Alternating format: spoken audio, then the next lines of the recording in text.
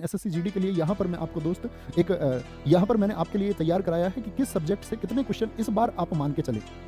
तो ये स्लाइड आप एक बार थम्स अप करना कि आप लोग इसको साफ देख पा रहे होंगे, जिसमें सब्जेक्ट वाइज में डिस्कस करने वाला हूं कि आपको किस सब्जेक्ट के किस पार्ट पर आपको ज्यादा मेहनत करनी है। तो यहाँ पर देखो दोस्त, आपका अगर हम बात करते हैं आपका स्टैटिक जीके की, स्क्रीनशॉट भी आप ले लेंगे तो इस बार स्टैटिक जीके का आधार आप 5 से 6 क्वेश्चन, पिछली बार आप देखेंगे 7-7, 8-8 क्वेश्चन तक पूछे गए। वो प्लस माइनस हो सकता है, क्योंकि इस बार आप भी जानते हैं कि आपका एग्जाम मैं नहीं बना रहा हूँ या एग्जाम आप नहीं बना रहे होंगे, वो प्लस माइनस चीजें हो सकती है, लेकिन हम क्या आधार मान के तैयार करें। ठीक है, तो क्या बोलेंगे इसको यहाँ पर देखेंगे ध्यान से, आप लोग अपनी क्वालिटी बढ़ा लेंगे थोड़ा सा। ठीक है, नहीं दिख रहा है सर, सारे दोस्त कह रहे हैं नहीं दिख रहा है, दिखना चाहिए भाई, मैं और जूम कर लेता हूं, दिखना तो चाहिए। ठीक है, यहां देखेंगे, सीन टू नहीं लगाया, अभी बताएंगे दोस्त, अभी आप लोग देख पा रहे हैं, अब तो सबको दिखना चाहिए। तो देखो यहां पर लिखा हुआ है क्लासिकल डांस यानी कि शास्त्रीय नृत्य। शास्त्रीय नृत्य से मतलब है कि 8 शास्त्रीय नृत्य हैं, उनके प्रतिपादक कौन है, उनका इतिहास क्या है और उन नृत्यों से संबंधित क्या क्या चीजें हैं, यानी कि जितने भी डांसर है वो सब पूछे जाते हैं आपसे। फोक डांस यानी कि हर राज्य का एक लोक नृत्य, किस लोक नृत्य से संबंधित अन्य प्रश्न। उत्सव, ये 3, और आपका वाद्य यंत्र यानी कि म्यूजिकल इंस्ट्रूमेंट, ये 4 टॉपिक हैं जो हमारे बनाते आर्ट एंड कल्चर को। किसको? आर्ट एंड कल्चर के ये 4 टॉपिक हैं जो बहुत इंपॉर्टेंट है दोस्त। सेंसस, जनगणना पढ़े बगैर आप एग्जाम में मत जाना। ठीक है, कहां से पढ़े वो भी मैं आपको बताऊंगा। नेशनल पार्क पढ़े बगैर मत जाना। मेजर साइट से मतलब है इसमें आपका यूनेस्को की साइट आती है, यूनेस्को की जो 42 साइट हो चुकी हैं, और आपका जो रामसर साइट है आपका 75, उन साइट के बारे में अध्ययन। टेंपल कौन सा कहां पर स्थित है, किस देवता को समर्पित है।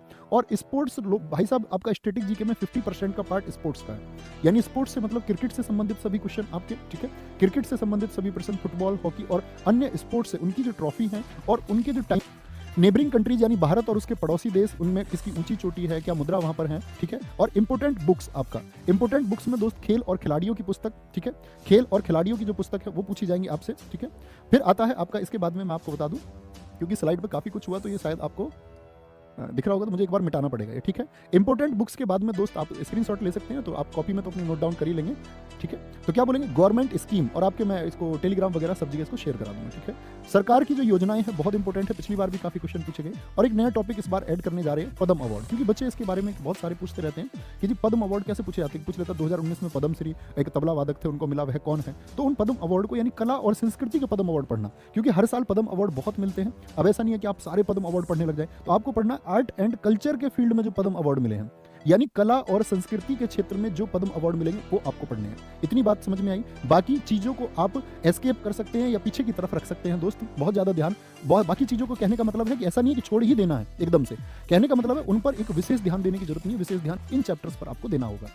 इकोनॉमिक्स की अगर हम बात करें, यहाँ पर सेक्टर ऑफ इकोनॉमी यानी अर्थव्यवस्था के क्षेत्र, प्रथम, द्वितीय, तृतीय, उसमें कौन कौन सा आता है। नेशनल इनकम के बारे में अच्छे से पढ़ लेना, नेशनल इनकम कैसे प्रभावित होती है, होती क्या है, इसी में आपका जीडीपी वगैरह सब कुछ आएगा। और यहाँ पर एक मैंने टर्म लिखी है इकोनॉमिक्स में, फुल फॉर्म एसएससी जीडी के एग्जाम के लिए, यानी बैंकिंग की और आपका साथ में फुल फॉर्म जितनी भी है।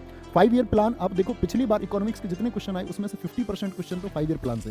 लेकिन 5 ईयर प्लान में हम क्या करते हैं, पहली, तीसरी, चौथी, 5वीं योजनाओं को अच्छे से पढ़ लेते हैं। लेकिन आप देखोगे अब क्वेश्चन जो बनते हैं एसएससी पैटर्न पर, वो 11वीं पंचवर्षीय योजना का उद्देश्य क्या था, 12वीं पंचवर्षीय योजना, यानी आपको योजनाओं को बहुत अच्छे से पढ़ना है। बैंकिंग का इतिहास आपको पढ़ना है, बैंकिंग में आरबीआई और आपके जितने नेशनलाइज बैंक है उनको पढ़ लीजिए। बाकी बैंकों के बारे में तो उनकी स्थापना, उनके हेडक्वार्टर क्या, आरबीआई को बहुत अच्छे से जान लेना। ठीक है, हिस्ट्री की बात मैं करूं दोस्त, आपका यहाँ इकोनॉमिक्स मैंने बताया 1 से 2 क्वेश्चन का आधार मान के तैयारी करना। हिस्ट्री के इस बार आप मान के चलना कि 2 क्वेश्चन ही मान लेना। ठीक है, 2 क्वेश्चन का आधार मान के, एंशिएंट, मिडिएवल और मॉडर्न। और दोस्त सबसे ज्यादा चांस है आपके मॉडर्न हिस्ट्री से क्वेश्चन आने के और एक एंशिएंट हिस्ट्री से क्वेश्चन आने का।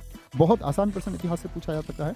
मैं भी बात करूंगा कि आप कहां से पढ़ते हैं और कैसे पढ़ सकते हैं। ठीक है, अच्छा जी, इसके बाद में बात करेंगे ज्योग्राफी में। आप दोस्त मैं हमेशा आपसे कहता हूं रिवर्स और ट्रिब्यूटरीज, यानी नदियां और उनकी सहायक नदी। आज ट्रिब्यूटरीज से पूरा ज्योग्राफी एसएससी का इस पर कंसंट्रेट करता है कि ट्रिब्यूटरी से क्वेश्चन पूछ लेता है। बांध कहां पर स्थित है, झील कौन सी कहां पर स्थित है। भारत में मिट्टी के प्रकार बहुत इंपॉर्टेंट टॉपिक है, आज इसका वेटेज बढ़ रहा है। ट्रांसपोर्ट यानी परिवहन, रेल आदि कैसे चलती है। ठीक है, भारत में जो मालवाहक चीजें हैं उनका संचालन कैसे होता है। सोलर सिस्टम में ग्रह, उनके उपग्रह आदि स्थिति, हर ग्रह के बारे में थोड़ा अध्ययन। पृथ्वी के बारे में आपको पूर्ण अध्ययन होना चाहिए, उसके घूमने की दिशा, ऋतु परिवर्तन आदि सब चीजें, घूर्णन, परिक्रमण, ये आपको पता होना चाहिए।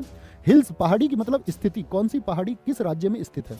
वेदर, मौसम आपको पढ़ना है एक चैप्टर। और एग्रीकल्चर एंड ग्रीन रिवॉल्यूशन, दोस्त यहाँ पर एक टॉपिक लिखा हुआ है, आप इसको देख सकते हैं नीचे, एग्रीकल्चर एंड ग्रीन रिवॉल्यूशन। इसका मतलब है कि जो हरित क्रांति हुई, हरित क्रांति से मेरे भाई आज एसएससी के एग्जाम्स में इतने क्वेश्चन पूछे जाते हैं, बहुत भर भर के क्वेश्चन पूछे जाते हैं। ठीक है, तो आपको ये ग्रीन रिवॉल्यूशन बहुत अच्छे से पढ़ लेना है। अच्छा, इसके बाद में बात आती है आपका इंपोर्टेंट आर्टिकल्स की। ठीक है, इंपोर्टेंट आर्टिकल्स की, इंपॉर्टेंट आर्टिकल्स यानी कि पॉलिटी में ये सब जानते हैं, ये पूछा जाता है। लेकिन पॉलिटी का वेटेज आप मैं बताऊं स्टैटिक जीके के बाद में दूसरे नंबर पर रखकर चलें कि पॉलिटी ऐसा सब्जेक्ट होगा जो दूसरे नंबर पर आपके लिए बहुत इंपॉर्टेंट है। एक तो स्टैटिक जीके और एक पॉलिटी को बहुत अच्छे से तैयार करना है। प्रियम्बल प्रस्तावना को बहुत अच्छे से आपको पढ़ लेना, इससे क्वेश्चन बनता है। सोर्सेज ऑफ कॉन्स्टिट्यूशन यानी संविधान के स्रोत क्या है। फंडामेंटल राइट मौलिक अधिकार, दोस्त देखो मौलिक अधिकार और डीपीएसपी यानी कि जो आपके आर्टिकल 12 से 35 और आपका आर्टिकल 36 से 51 तक, यहां तक आपका अगर पॉलिटी से 3 क्वेश्चन बन रहे हैं तो आप देखेंगे कि 1 से 2 क्वेश्चन तो इसी एक पार्ट से आपके बन जाएंगे, ठीक है।